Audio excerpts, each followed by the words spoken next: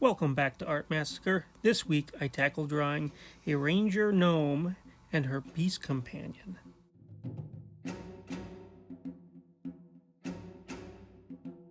This was a commission piece where I was given a lot of details on how the character should more or less look. The only thing I felt was really up to my imagination was the warged skull with its lion's mane made out of axe beak feathers. My first thought was feather boa scarf. But I got past that and decided on something a tad more badass than that. Instead, I went for something that looked more like a Native American headdress than a feather boa. As for the skull, I went for some dog skull photos, and I think I landed on something closer to like a hyena or something.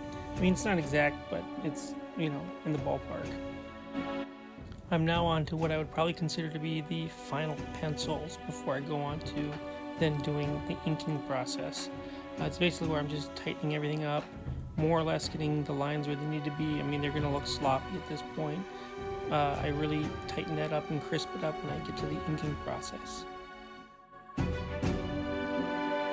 At this point, I kind of move on from drawing the main figure and jump on to figuring out what I'm going to do with the fur of this beast, because I kind of didn't like just having it ink lines like that. It just didn't look soft enough, so I decided to go on just paint it in. And basically what I did is I had 4 main layers, like a dark undercoat, a creamish middle ground, a yellowish next level, and then a white.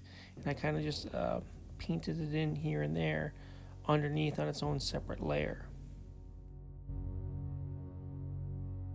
I think all the fur layers total probably had like 8 or 9 different layers, because on top of these base 4 layers, I then had to do a shadows layer and then a highlight layer, which is set to like add, so it does certain different things with the lighting on it.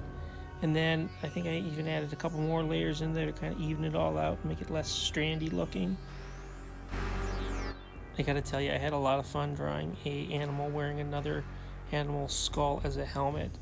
It's just the type of stuff I wake up for. Now on to the final inking for the feather headdress. That now I'm going to add color to it and the whole animal starts to come to life. I'd like to point out too that when I'm inking things right now, like the skull and the feathers are inked in like a brown color, where now I got more of a reddish color for the saddle and the bags, and almost a pinkish brown for her skin tones. But for her main body, I use a pure black ink because I'm trying to draw attention to her as the figure, as she's the main character or subject of this drawing. Seems like we're getting close, but there's still a lot of details left to tackle, from the eyes on the cat to her hand and whip.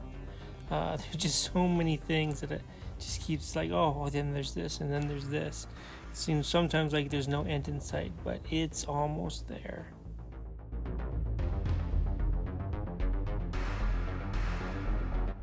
This whole piece, from beginning sketch to researching animal skulls to putting on the final touches, took me about 2.5 days to complete. I put a higher level of detail into these 2 figures because I had such a fun time drawing it.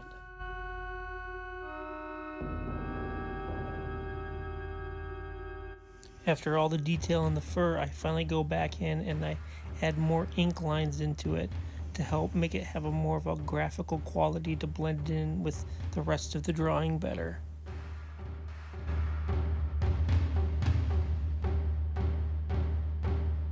Really into the home stretch now. We're just really doing highlights and shadows on the rest of the figure pieces, from the saddle to the headdress to her shield, her legs, all these different things. And they still, there's always something, and it keeps on coming. But it's more or less in the bag at this point.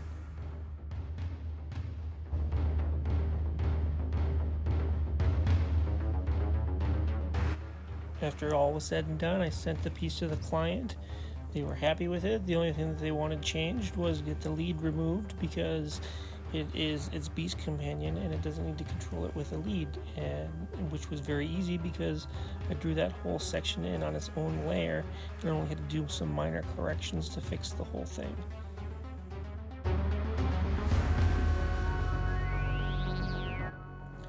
If you notice, I do add one more thing at the very end. I draw a crossbow hanging from the side because I forgot about that. Luckily it's digital, so you can just add it in last minute and no one knows any better. Not even the client. Or maybe now they do. But anyway, it was fun, and I hope you guys enjoy the piece, and I will catch you on the next drawing. Have a good week.